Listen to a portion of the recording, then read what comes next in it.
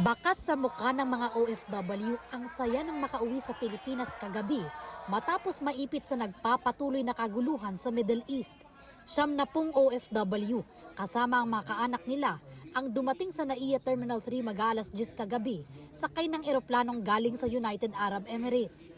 Ang iba sa kanila mula Bahrain at Saudi Arabia. 33 sa mga nakauwing Pilipino ang kusang nagpa-repatriate sa gobyerno. Most of them are still employed.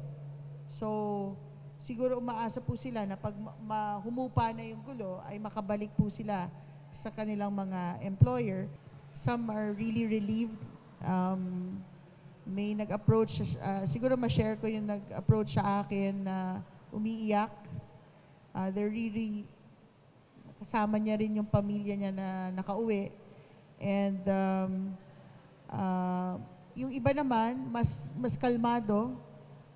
But marami ding nag-approach sa amin asking for reintegration assistance. The youngest that I saw was a month-old baby. There are about 3 or 4 kids na nakita ko. And we met a couple, senior citizens, who are parents of an OFW.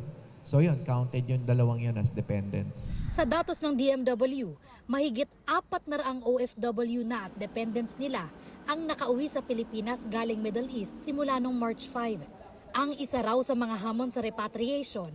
Siyempre, yung pagsara ng airspace at yung airports. Yun ang kailangan nating i-hurdle. We have identified in each of these 8 countries that are involved, certain points of exit where OFWs could be repatriated to safer ground and eventually flown back to the Philippines. Hindi rin daw basta-bastang makakapagpadala ng barko ng Philippine Navy para tumulong sa pag-repatriate sa mga Pinoy. It takes longer to journey by sea, that's one. And then yung second nga, it's not advisable at this stage to have a presence of another military vehicle or ship. Another military presence from another country might complicate the situation. Tuloy-tuloy raw ang paghahatid ng tulong ng gobyerno sa mga Pilipinong nakauwi na ng bansa. Ilan sa paunang tulong sa kanila ang financial assistance at pagsasailalim sa reintegration program.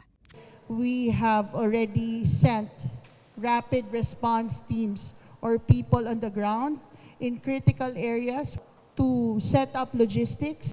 Inaasahan daw na mas marami pang OFW ang magpaparepatriate sa gobyerno. Samantala, 11 Pilipino naman ang nakalikas na mula Iran papuntang Turkiye sa gitna ng gulo. Nakatakda silang bumalik sa Pilipinas sa mga susunod na araw.